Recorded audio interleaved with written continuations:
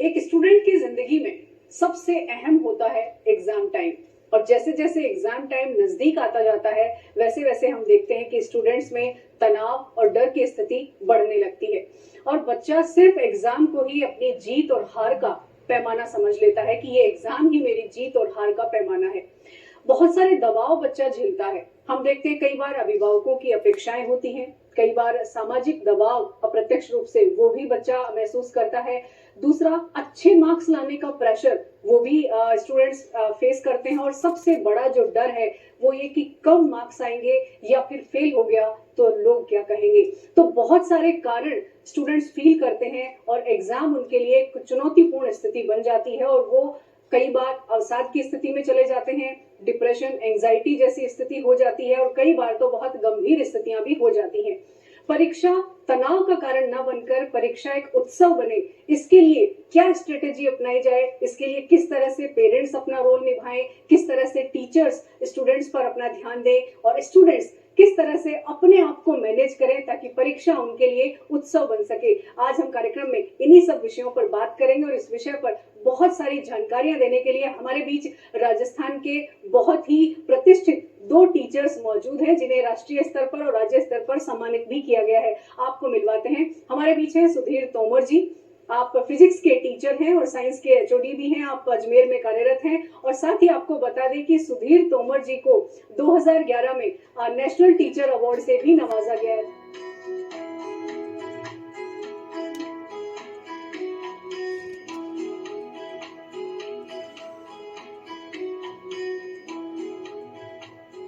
सुधीर जी, कार्यक्रम में आपका बहुत बहुत स्वागत है। और इनके साथ ही हमारे बीच मौजूद हैं मुकेश कुमारी जी। आप प्रधानाचार्य हैं सरकारी स्कूल में। मैम, आपका भी कार्यक्रम में बहुत बहुत स्वागत है। और मुकेश जी को भी राज्य स्तर पर, ब्लॉक लेवल पर और डिविजनल लेवल पर कई सारे पुरस्कारों से नवाजा गया है।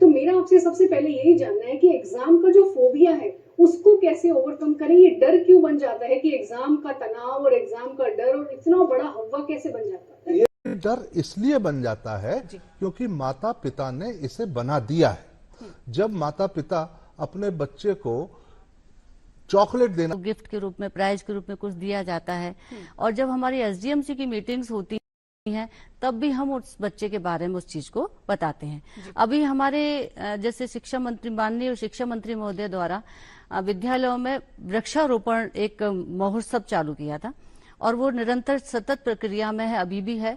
तो वो भी एक तरह से एक्स्ट्रा एक्टिविटीज में ही है क्योंकि बच्चे जितने पेड़ लगाएंगे, हर बच्चे को टारगेट दिया गया कि आप भी लगाएं, विद्यालय में भी लगाएं, विद्यालय के बाहर भी लगाएं और घर के जितने मेंबर हैं उनसे भी लगवाएं और केवल लगाएं नहीं, उसको फिर पालें पोषें जैसे बच्चे को पालते हैं। और उसको क्या किया है कि हमारे जो सेशनल मार्क्स जाते हैं बच्चे के बोर्ड में, उसमें 2 नंबर उस वृक्षारोपण के भी दे दिए। तो बच्चा इतने एंजॉय से उस काम को करता है कि वो बिल्कुल इतना कि हम पानी दें मैम, हम इसमें गड्ढा खोद दें जरा सा, हम इसको थोड़ी बाउंड्री कर दें क्या। तो एक बहुत अच्छा सा माहौल है कि बच्चे को हम आगे इन एक्टिविटीज के माध्यम से बढ़ा सकते हैं। बहुत ही अहम बात आपने कही। इससे एक तो प्रकृति के प्रति व्यक्तिगत जुड़ाव बच्चा महसूस करता है और अक्सर जो कहते हैं, मोदी जी भी कहते हैं कि जो सोशलाइजेशन है हमारा वो भी इससे मजबूत होता है। और जिस सोशल कैपिटल की हम बात करते हैं कि उसी से हम अपना व्यक्तित्व का विकास करते हैं, तो कहीं ना कहीं उसी से वो ग्रूमिंग होती है। सुधीर जी, आपसे जानना चाहेंगे, एग्जाम टाइम अभी आने वाला है, बच्चे बोर्ड की तैयारी में बिजी हैं, एक स्ट्रेटेजी क्या होनी चाहिए ताकि बच्चा पूरे सिलेबस को लेकर डरे नहीं, अपना टाइम मैनेज ठीक से कर सके? क्या स्ट्रेटेजी अपनाए? देखिए, सीबीएसई के एग्जाम इस समय चल रहे हैं और राजस्थान बोर्ड के एग्जाम बस शुरू होने ही वाले हैं। ऐसी स्थिति में अगर हम बात करें कि सीबीएसई के उन बच्चों के लिए बात करते हैं जिनके एग्जाम के बीच में अभी गैप है और राजस्थान बोर्ड के बच्चों के पास अभी 5-6 दिन बाकी हैं एग्जाम शुरू होने में। कुछ ना करें, सिर्फ आज के लिए अपने आप को तैयार करें। और आज के लिए कैसे? एक कॉपी लें, एक सैंपल पेपर लें, सुबह 8 से 11 बजे तक के लिए बैठ जाए, एक रैंडम सैंपल पेपर चूज कर लें, पूरे प्रश्नों का 3 घंटे तक उत्तर लिखें। इसमें 3 तरह की गतिविधि होंगी, 3 तरह की घटनाएं घटेंगी। पहली ऐसी जिसमें से आपको काफी सवालों के उत्तर आते होंगे, उन्हें छोड़ दें। कुछ ऐसी जिनके उत्तर आप सोच रहे होंगे ये है लेकिन निकलेगा दूसरा, तो उनको स्टार लगा दें। और तीसरे वो सवाल होंगे जिनके उत्तर आपको आए ही नहीं, उसे डबल स्टार लगा दें। अब 11 बजे, अगर 8 बजे से 11 बजे तक आपने परीक्षा दी है, तो 11 बजे बाद आप एक ब्रेक लीजिए। 11:30 के बाद आप 12 से 11:30 से 12:30 1 बजे तक के उस पेपर का एनालिसिस करिए, और सिर्फ स्टार्ड और डबल स्टार्ड क्वेश्चंस का। पहले स्टार्ड क्वेश्चन बहुत महत्वपूर्ण इसलिए हैं क्योंकि वो कॉन्सेप्चुअल मिसफ्रेमिंग है। क्योंकि आप सोच रहे थे आंसर ए है लेकिन आंसर बी था, इसका मतलब आपके मस्तिष्क में कहीं दर्ज हो गया कोई जो कॉन्सेप्ट है, वो है नहीं, वो उसको समझना होगा। आज उस कॉन्सेप्ट को करेक्ट कर सकते हैं। दूसरा, आपने पूरा चैप्टर तैयार कर लिया, पूरा कोर्स पढ़ लिया, एग्जाम सिर पे है, लेकिन ऐसा क्वेश्चन मिल गया जो आपको आया ही नहीं, तो आपको इसका मतलब उस पर्टिकुलर कॉन्सेप्ट को वापस से उस चैप्टर में जाकर एक बार देखना होगा। इस प्रोसेस को जब आप करते हैं तो आपके 2 घंटे लगते हैं। 3 घंटे का पेपर दिया, 2 घंटे आपने दे दिए, आपको अब रेस्ट लेना है, थोड़ी देर आराम करिए, सो जाइए। सो जाना या अपनी मम्मी से बातें करिए। मम्मी से, आप बेटा हो या बेटी, लेकिन मम्मी से जब आप बातें करते हैं तो मम्मी इस बात का विशेष ख्याल रखती है कि आपको तनाव ना होने पाए। आप दोस्तों से अगर मोबाइल पे बात करते हैं तो निश्चित रूप से उसकी तैयारी के बारे में सुनकर आपके अंदर तनाव बहता होगा। तो इसलिए मम्मी से बातें करिए, क्या बनाया, मम्मी आपके लिए बेहतरीन से बेहतरीन जो संभव है वो बना रही होंगी, उसे खाइए और न्यूट्रिशन का भी ध्यान शांति रखिए। मेडिटेशन जैसी भूमिका में आप थोड़ी देर के लिए बिल्कुल शांत चित्त होकर बैठिए या सो जाइए। अब उठिए, शाम को 5 से 8 एक और पेपर दे दीजिए, क्योंकि आपके पास समय नहीं है, इसलिए मजबूरी है एक ही दिन में 2 पेपर एक विषय की तैयारी के लिए। बिल्कुल। अब आपने आज मान लीजिए फिजिक्स की आप तैयारी कर रहे हैं, सुबह एक पेपर दिया और शाम को दूसरा दिया, दूसरा भी रैंडम सैंपलिंग से आपने चुना है। अब सेम प्रक्रिया को आपने वापस दोहराया, स्टार्ड और डबल स्टार्ड क्वेश्चन को आपने रिपीट कर लिया। आपके पोर्शन और पोजीशन दोनों क्लियर हो गए कि कहां कुछ लैकुना है, कहां मैं कॉन्सेप्चुअल मिसफ्रेमिंग का शिकार हूं और कहां मुझे यकीन हो जाना चाहिए कि ये उत्तर तो मैं दे ही देता हूं। बिल्कुल। ये शाम को जब आप सोने के लिए जाने लगेंगे, उससे पहले आप आत्मविश्वास से भरे होंगे कि जो चीज आपको आती थी वो यकीनन आप ठीक उत्तर दे रहे हैं। बहुत है। जो कमजोर थी उन्हें आपने सही कर लिया है, जो कॉन्सेप्चुअल मिसफ्रेमिंग थी वो आपकी ठीक हो गई। बहुत ही है। आपकी बात से जो निकल के आया वो ये कि रिवीजन बहुत इंपॉर्टेंट पार्ट है आपकी तैयारी का। और माननीय मोदी जी भी यही कहते हैं कि रिवाइज एंड बिकम वाइज। आप जितना ज्यादा रिवाइज करेंगे उतना ज्यादा वाइज बनेंगे। और हर बच्चे की एक अलग स्ट्रेटेजी होती है तैयारी करने की। और माननीय मोदी जी ने जो एग्जाम वॉरियर्स बुक है, उस बुक में भी उन्होंने कहा है कि हर बच्चे की तैयारी करने की अपनी स्टाइल होनी चाहिए। जरूरी नहीं है कि कोई अपना दूसरे का स्टाइल फॉलो करे, क्योंकि रूटीन, आपकी आदतें, आपका इंटरेस्ट, जो कुछ भी है, अपनी स्टाइल डेवलप करें तो तनाव शायद कम होगा। और दूसरा वो ये भी कहते हैं कि आप अपनी स्टाइल को इनोवेट करें, तरीका अपना निकालें। मुकेश जी, आपसे हम जानना चाहेंगे कि बच्चे बहुत सारे प्रेशर को हैंडल करते हैं, जैसा कि अभी स्ट्रेटेजी की भी बात आई, आप किस तरह से हैंडल करती हैं जब बच्चे, क्योंकि सरकारी स्कूल के बच्चों का माइंडसेट और पेरेंट्स का माइंडसेट थोड़ा डिफरेंट होता है, तो पेरेंट्स के साथ आपका कनेक्शन किस तरह से होता है कि बच्चा अगर स्कूल नहीं आ रहा है या बच्चा किसी तरह की कोई चुनौतीपूर्ण स्थिति में है, तो आपका क्या वहां पर भूमिका होती है? सरकारी स्कूल में बच्चों को, जैसे बच्चे कई बार थोड़ा सा गैप ले लेते हैं, स्कूल नहीं आते हैं, तो हम अपने व्यक्तिगत प्रयास भी करते हैं।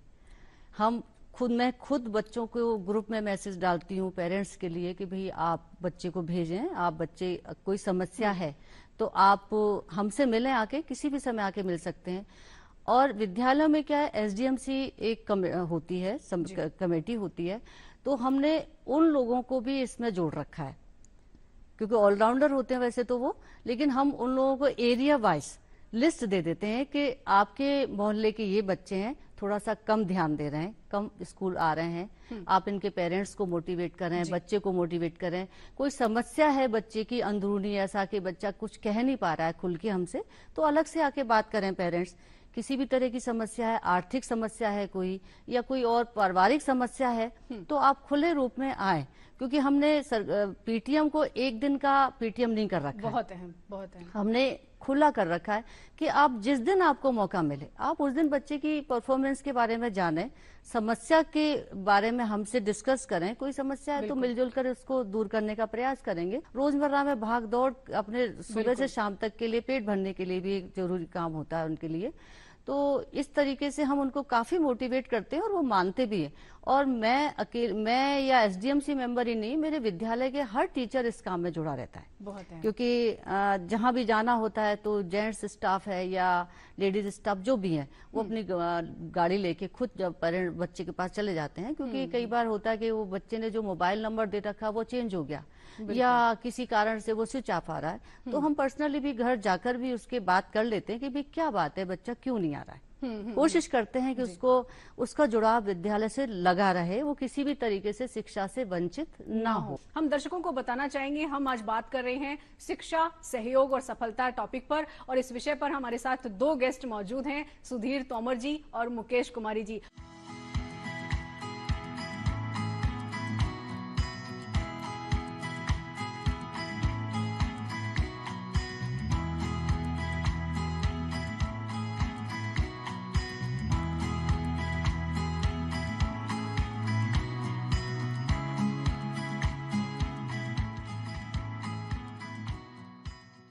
और सबसे अहम बात ये कि आप दोनों पति पत्नी हैं। मैं आपसे जानना चाहूंगी कि आप सुधीर जी, आप तो फिजिक्स के टीचर हैं और मुकेश जी आप इंग्लिश के टीचर हैं, तो आप दोनों के बीच में केमिस्ट्री कैसे हुई, अपने बारे में थोड़ा सा बताइए कि कैसे आप मैनेज करते हैं चीजों को। विज्ञान जीवन को सुचारू रूप से चलाने के लिए आवश्यक है जी। और भाषा सहेजने का एक माध्यम है। तो भाषा और विज्ञान दोनों जब साथ चलते हैं तो केमिस्ट्री अपने आप बन जाती है और अच्छी बनी हुई। जी जी, बहुत अहम। दोनों आप माता पिता भी हैं और टीचर भी हैं, बहुत अहम। तो टीचर की क्या भूमिका आप महसूस करते हैं? मैंने एक कविता लिखी थी, उसकी 4 लाइनें आपको सुनाता हूँ इसी विषय पर। एक बच्चा अपने टीचर से कह रहा है कि मेरे सामाजिक संस्कार कैसे भी हों जाने दीजिए, मैं आपसे मिले संस्कारों को जीना चाहता हूं। मैं मिट्टी हूं, तुम कुम्हार, जैसे ढालोगे ढल जाऊंगा। मैं भेड़ हूं, तुम चरवाहा, जैसे हाँकोगे चलता जाऊंगा। इससे स्पष्ट होता है कि जब एक माता पिता एक बच्चे को शिक्षक के हाथों में देते हैं, एक विद्यालय में उसका प्रवेश कराते हैं, तो वो ये मान के चलते हैं कल मेरा नाम करेगा रोशन, जग में मेरा राज दुलारा वाली भावना पैदा होती है।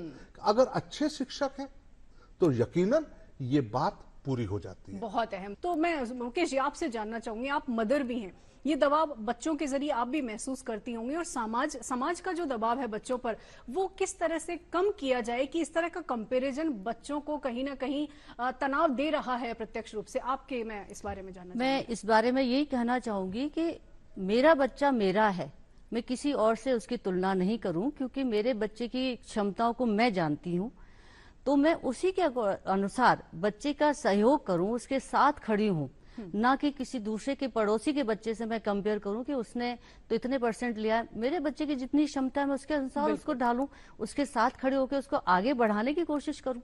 अगर मैं कंपेयर करूंगी तो निश्चित रूप से बच्चा डिप्रेशन में आएगा और यही कहेगा कि भाई मैं वो नहीं हूं जो आप बनाना चाहते हैं, या उसकी तरह नहीं हूं जो वो बनना चाह रहा है। मैं हूं जो मैं बनना चाहूंगा। बिल्कुल, बहुत अहम बात कही कि अपने बच्चे को मदर फादर से ज्यादा तो कोई भी नहीं जान सकता, और कम से कम इसी में एक बात मैं जोड़ना चाहता हूं। इस आधुनिकता की दौड़ में और ये जो न्यूक्लियर फैमिली का दौर आया है, हम चाहते हैं कि हमारा एक बच्चा जो हमारे पास है वो दुनिया का सर्वश्रेष्ठ व्यक्तित्व बन जाए। मतलब हमारे अधूरे सपनों को हमारा बच्चा पूरा करे। हम अपने सपनों को उस पर आरोपित करके पूरा होते हुए देखना चाहते हैं। हो क्या रहा है, मैं एक लाइन में अगर ये कहूं कि आज के जो युवा अभिभावक है वही इस बात की गारंटी है कि वो भविष्य में बुजुर्ग अभिभावक के रूप में सफल होंगे या नहीं, या सुकून से रहेंगे अथवा नहीं। क्या होता है कि पहले होता ये था कि एक अच्छे स्कूल में बच्चे का एडमिशन हो जाए तो 12-14 साल के लिए माता पिता संतुष्ट हो जाते थे कि अब इसके कॉलेज की टाइम में सोचेंगे। लेकिन अब ऐसा नहीं है। अब ऐसा है कि वो सिर्फ साल भर नहीं, महीने भर नहीं, वो हर हफ्ते में स्कूल जाने लगे हैं और ये पूछने लगे कि मैम आपने इसे सेकंड बेंच पे क्यों बैठाला, मैम इसे डिबेट में ले लो ना, मैम आप इसे डांस में जरूर लो। ये जो भावना पैदा हम बच्चों में कर रहे हैं और सिफारिशें लगा के मैम पे दबाव डाल करके हम बच्चे को आगे पुश कर रहे हैं, ये हम पुश नहीं कर रहे हैं। उसको सहभागिता की जो भावना, सहोदरशिप, पीयर ग्रुप मेंबरशिप जो डेवलप होनी थी, हम उससे दूर कर रहे हैं। वो अपने ही साथियों में अलग होता जा रहा है। और कल वो उनके उस एहसास से कि जब हम दरअसल उसे हर दिन जीतते हुए देखना चाहते हैं, बिल्कुल हम ये देखना पसंद नहीं कर रहे कि किसी दिन वो गिर जाए, हार जाए। जी। जब तक वो हारेगा नहीं, उसे जीतने के सुकून का एहसास ही नहीं होगा। बहुत अहम बात और आपने ये कही, बहुत अहम। एहसास माता पिता को करना होगा कि बच्चा हारे तो भी दुलारो और उसे बताओ कि जीता कैसे जाता है, बजाय इसके कि हर बार जीतने पर उसे बकअप करो और चॉकलेट खिला दो। बहुत अहम। और जीवन में सफलता के लिए हारना भी उतना ही मायने रखता है जितना जीतना। बहुत अहम बात कही सुधीर जी आपने। मुकेश जी, आपसे भी जानना चाहूंगी कि शेयरिंग बहुत कम हो गई है। जो टीनेज बच्चे हैं, टीनेज बच्चे चीजें अपने आप छुपाने लगे हैं। अगर वो पढ़ाई में भी कमजोर हैं तो वो माता पिता को शेयर नहीं करेंगे, और एक जो लाफ्टर वाला जो फील होता है ना, वो कहीं ना कहीं खोने सा लगा है। तो घर परिवार में कितना जरूरी है परिवार के साथ अपनी प्रॉब्लम शेयर करना, चाहे वो लड़का है या चाहे लड़की है, उसकी जो भी पर्सनल प्रॉब्लम है, तो परिवार बिना जज किए उन्हें सुने। इस बारे में आप क्या कहेंगे? परिवार को उसकी बात सुननी चाहिए और उसको टटोलना चाहिए कि अगर बच्चा गुमसुम है तो क्यों है, आज ये अपने कमरे से इतनी देर में क्यों निकला है, क्या कारण है, और आज इसने हमसे बात क्यों नहीं की है, आज इसने खाना खाने से मना क्यों कर दिया है। तो हमें बच्चे का इस तरह भी ध्यान रखना पड़ेगा कि बच्चा गुमसुम है तो उसको थोड़ा सा टटोलें, मोटिवेट करें, प्यार से दुलारें कि भाई हुआ क्या है। हो सकता है कि हम जो सोच रहे हैं वो ना हो, हम कुछ ऐसा सोच रहे हैं, बच्चा तनाव में हो सकता है, उसको नॉर्मल प्रोसेस में हो। तो हमें शेयरिंग हमारे लिए बच्चों के साथ घर भी हो, घर में भी, परिवार में भी, समाज में भी, और मैं कहूँ मेरे विद्यालय में भी बहुत ज्यादा जरूरी है। बहुत अहम। चाहे बेटा हो या बेटी, पेरेंट्स का रोल जो लगता है वो ये कि बिना जज किए सुने। कई बार ऐसा होता है बच्चा शेयर भी करना चाहता है, लेकिन वो पापा मारेंगे मुझे, या मम्मा डांटेगी, या मम्मा किसी और को कह देंगी, तो वो एक फियर उसके मन में होता है, जज किया जाएगा, तुम तो ऐसे हो, तुम तो इस तरह की जो चीजें हैं वो कहीं ना कहीं शेयरिंग से बचाती हैं। सुधीर जी, आप इस पे कुछ कहना चाहते हैं? एक्चुअली माता पिता सुनना छोड़ चुके हैं, वो सिर्फ सुना रहे हैं अपने बच्चों को। बेटे कैसी हुई पढ़ाई, क्या रैंक आया, कब टेस्ट है, प्रिपरेशन कैसी है, बताओ कोई कॉपी वॉपी खत्म तो नहीं हो गई, लाना तो नहीं है कोई सामान। वो सुविधा प्रदाता के रूप में अपनी भूमिका की पूर्णाहुति समझ रहे हैं। हो यही रहा है। अगर जैसा कि मैडम ने कहा, अगर बच्चों को टटोला जाए, मन में झांका जाए, आज इसने खाना कम क्यों खाया, आज इसने चुप क्यों है, आज ये चुपचाप अपने कमरे में सीधा क्यों चला गया, आज इसने बैग पटक के क्यों फेंक दिया, तो शायद कोई समस्या रहे ही नहीं बच्चे के जीवन में। लेकिन हो उल्टा रहा है। हम जब वो बैग पटकता है तो हम उसे बैग को सही न रखने की बात पर डांट देते हैं। जब वो खाना कम खाता है तो तुम्हारे नखरे बहुत बढ़ते जा रहे हैं, ये कह के डांट देते हैं। जब वो चुप चुप होता है, तुम्हारा तो दिमाग ही पता नहीं कहाँ है, ये कह के डांट देते हैं। हम उसकी गतिविधियों को नोटिस लेकर के उनका समाधान करने के स्थान पर उनको लगातार पीड़ित कर रहे हैं। बिल्कुल। सुधीर जी, यहाँ पर मेरे दिमाग में एक बात आ रही है कि ये जो सारी चीजें हैं, ये कहीं ना कहीं बिहेवियर पैटर्न है जिसको पेरेंट्स नहीं समझ रहे हैं कि एक जो टीन एज बच्चा है उसके बिहेवियर के ये पार्ट हैं। और इमोशनल इंटेलिजेंस तो हमारे ना तो एजुकेशन सिस्टम का हिस्सा है और ना ही हमें कहीं सिखाया पढ़ाया जाता है कि बच्चे के इमोशंस को कैसे समझना है और अपने इमोशंस को कैसे मैनेज करना है।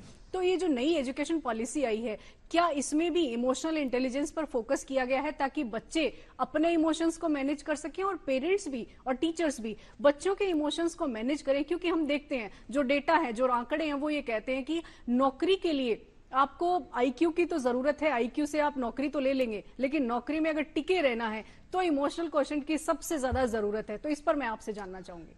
एक्चुअली सनातन संस्कृति जिसके हम लोग सदस्य हैं या जिसको हम पालन करते हैं, मानते हैं, वह ईक्यू पर ही टिकी हुई है, इमोशनल क्वेश्चन पर।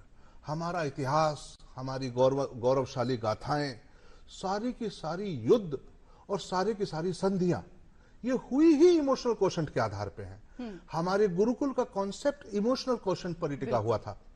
हमारे माता पिता के अच्छे संबंध, बच्चों के साथ अच्छा उनका तालमेल, ये ईक्यू के बगैर संभव ही नहीं है। ईक्यू एक हिडन टैलेंट है या एक हिडन स्किल है जो हम सबके अंदर है, लेकिन कहीं अक्सर इस अद्भुत भागदौड़ भरी जिंदगी के तनावों के बीच में हम उसे भुलाए दे रहे हैं। हमें याद रखना होगा कि हारना भी उतना ही महत्वपूर्ण है जितना जीतना। और हारने के समय बच्चे के भावों को समझ करके उसे अगर हम मोटिवेट कर पाए तो जीतने से ज्यादा महत्वपूर्ण होगी वो हार, क्योंकि अब वो आगे जीवन में नहीं हारेगा। और हार को भी अगर नए कंटेक्स्ट में हम समझे तो हार नहीं है, वो सीखने की प्रक्रिया है। हाँ। जब तक हारेंगे नहीं हम सीखेंगे नहीं। जैसा कि एडम स्मिथ का भी हमने देखा है कि 10,000 तरीके वो खोजे जिनसे रोशनी नहीं आ सकती। बल्ब तो एक अटेम्प्ट में हुआ, लेकिन उससे पहले के जो अटेम्प्ट थे वो लर्निंग प्रोसेस था। तो ये लर्निंग प्रोसेस सबसे ज्यादा इंपॉर्टेंट है। मुकेश जी, आपसे जानना चाहेंगे, जो टीन एज बच्चे हैं अक्सर रिटेलिएशन की उनमें बहुत ज्यादा आदत होती है, हर चीज का विरोध करते हैं बच्चे। पेरेंट्स अगर गाइड भी करेंगे या टीचर्स भी गाइड करेंगे तो वो विरोध करते हैं, और कई बार वो अपने अंदर के तनाव को एक्सप्रेस नहीं कर पाते हैं। तो ऐसे बच्चों के साथ किस तरह से मैनेज किया जाए ताकि वो अपने तनाव को एक्सप्रेस करें और टीचर्स भी उस चीज को समझें कि बच्चा तनाव में है। आप इस बारे में क्या कहेंगे? बच्चे की जो आदतें हैं विद्यालय जब वो आता है तो अलग होती हैं, और जैसे जैसे पढ़ाई का प्रेशर आता है तो उसकी आदतों में थोड़ा सा बदलाव आता है, क्योंकि पढ़ाई के साथ साथ उसकी प्रेशर बढ़ जाता है। तो इसका यही है कि हम टीचर भी उसकी चीजों को समझे और उसको जाने, और अगर समझने के बाद उसको लगता है कि बच्चा कहीं समस्या में है, अपने पेरेंट्स को नहीं बता पा रहा है, तो टीचर या संस्था प्रधान को उन पेरेंट्स काउंसलर की भूमिका में आना पड़ेगा। और ये काउंसलर की भूमिका में पेरेंट्स को भी शामिल करना पड़ेगा कि वो भी सामने रहें, जिससे कि हम फेस टू फेस उसके सामने बच्चे की क्या समस्या है, आप क्या समझ रहे हैं, आपको कैसे इस बच्चे का सहयोग करना है। तो इसलिए हमें उस रूप में खड़ा होना पड़ेगा बच्चे के साथ। जी जी, बहुत अहम। हम दर्शकों को बताना चाहेंगे कि दोनों ही टीचर जो हैं वो राष्ट्रीय स्तर पर और राज्य स्तर पर अनेकों पुरस्कारों से सम्मानित हैं। सुधीर जी जो हैं वो राष्ट्रीय अवार्ड से, जो टीचर्स का जो राष्ट्रीय अवार्ड है उससे नवाजे गए हैं 2011 में, और मुकेश जी को राज्य स्तर पर और डिविजनल स्तर पर भी बहुत सारे पुरस्कारों से नवाजा गया है। दोनों को ही लगभग 25 से ज्यादा सालों का अनुभव है, आप शिक्षण कर रही हैं। सुधीर जी, हम कार्यक्रम का समय समाप्त होने वाला है, आप दोनों से ही मेरा सवाल है अपने अपने व्यूज में कि एक बच्चे की 360 डिग्री अप्रोच कैसे डेवलप हो ताकि ये तनाव, डर, ये सारी चीजें पीछे रह जाए और एक उत्सव बन जाए। परीक्षा उत्सव ही है जी। बस हमें बच्चे को ये एहसास कराना है। मूल बात देखिए, बच्चे के व्यक्तित्व के विकास को लेकर के जैसे अभी बात हो रही थी, मैं छोटे में समझाता हूँ कि 10वीं तक बच्चा माता पिता जो कहते हैं उसे वो गीता की बात की तरह से मान लेता है, लेकिन जब वो 11वीं और 12वीं में आता है तो पीयर ग्रुप मेंबर उसके डेवलप होने लगते हैं। उसका साइकोलॉजिकल डेवलपमेंट इस तरह से होता है कि वो दोस्तों की बातों को ज्यादा तवज्जो देता है माता पिता की तुलना में, और अब वो पहली बार स्वतः अपने स्तर पर कुछ निर्णय लेने लगता है जी जी। कि क्या मुझे पसंद है, क्या मैं चाहता हूं।